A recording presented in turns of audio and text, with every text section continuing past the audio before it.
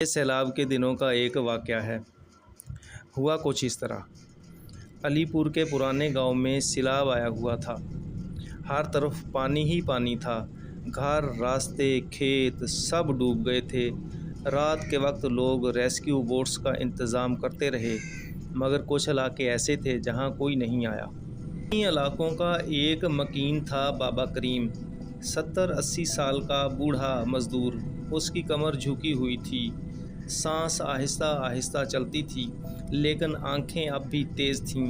रात को जब पानी भरता गया तो बाबा करीम घर से निकलकर एक पुराने शीशम के दरख्त पर चढ़ गया। वही उसकी पनाहगाह बन गया। लोग कहते थे कि वो दरख्त अजीब था। दिन के वक्त उसके नीचे जानवर कभी नहीं ठहरते थे, और रात को अक्सर लोगों ने सुना था कि हवाएं उसमें से चीख कर गुजरती हैं। लेकिन उस रात बाबा करीम के पास कोई और रास्ता था ही नहीं। नीचे डूबता हुआ गांव था और ऊपर सिर्फ वो शाख जो उसे संभाल रही थी। रात गहरी होती गई। बारिश रुक रुक कर बरस रही थी। हवा कभी तेज़ हो जाती और कभी रुक जाती। बाबा करीम ने सोचा कि सुबह तक सब ठीक हो जाएगा, लेकिन जैसे ही उसने अपनी कमर दरख्त के तने से लगाई, उसे महसूस हुआ कि जैसे लकड़ी सर्द है, ज़्यादा सर्द, बिल्कुल बर्फ़ की तरह यकबस्ता। उसने पहले तो सोचा कि पानी की ठंडक की वजह से है, लेकिन फिर उसे किसी के हल्का सा सांस लेने का एहसास हुआ, जैसे कोई उसी के पीछे हो। बाबा करीम ने हिचकिचाकर पीछे देखा तो सिर्फ अंधेरा था, लेकिन जैसे ही बिजली चमकी, उसने एक छोटी सी झलक देखी। एक औरत का चेहरा, गीले बाल, सफ़ेद आँखें और खुले होंठ। चेहरा सिर्फ पल पल को था, फिर सब अंधेरा था। बाबा की आंखें खुली की खुली रह गईं। उसने देखा एक शाख के साथ एक औरत लटकी हुई है, लंबी गर्दन, गीले बाल उसके चेहरे पर, और उसका चेहरा उल्टा बाबा के सामने लटक रहा था। उसकी सफ़ेद आंखें बाबा को घूर रही थीं। बाबा का दिल ज़ोर से धड़कने लगा। उसने खुद को तसल्ली दी कि ये मेरी आंखों का धोखा है, लेकिन उस रात धोखे तो सिर्फ शुरू हुए थे। बाबा ने घबराकर नीचे देखा। पानी की सतह पर कुछ उभरता हुआ महसूस हुआ, जैसे कोई लकड़ी हो, मगर बिजली चमकने पर एक औरत पानी पर खड़ी नजर आई। गीले कपड़े, लंबी छांव, और उसके पैर पानी में डूबे हुए नहीं थे।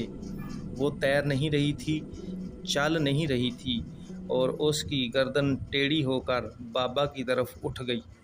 रात के पिछले पहर दरख्त हिलना शुरू हो गया। पानी बिल्कुल साकन था, हवा भी ज़्यादा तेज़ नहीं चल रही थी, मगर शाखें खुद ब खुद हिल रही थीं, जैसे उन्हें पकड़कर कोई खींच रहा हो। बाबा ने बेचैनी में ज़ोर से कलमा पढ़ा। उसकी आवाज़ पानी पर गूंज गई, लेकिन जवाब में एक धीमी सी हंसी आई, और हंसी किसी इंसान की नहीं थी, औरत की आवाज़ में चुड़ैल की थी। हा हा हा। बाबा ने कान बंद कर लिए, लेकिन हंसी और करीब होती गई। अब ऐसा लग रहा था जैसे हंसी उसके अंदर घुस रही हो। उसने दुआओं का विर्द और तेज़ कर दिया, लेकिन उस वक्त दरख्त की शाखों ने ऐसा हचकोला देना शुरू किया जैसे पूरा दरख्त जिंदा हो।